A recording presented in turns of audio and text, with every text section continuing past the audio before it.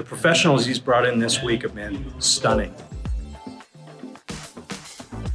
Yeah, I like that it's about sales and marketing, but it's specific to our industry. Yeah, this summit was fantastic. It's been great to share ideas with different companies, get different perspectives from experts on websites, email marketing. So it's been a great summit. Mark's done a great job, touched on everything that I should know but don't. I found tremendous value. It's a chance to get around other individuals within the building products industry and kind of learn their struggles and successes. There's probably not a whole lot of summits like this that are actually about what we do and the unique needs of our channel. Learned a lot of new things and took away some great ideas as well, so it's been great. The hot seat is a great time. Efforts that you maybe have had more focus to where you couldn't see it from a broad spectrum. They kind of pick it apart, but also tell you what you're doing. A very good show. Look forward to changing how we go to market and following up on a lot of the tips from this week. Good show. So it's been a great summit.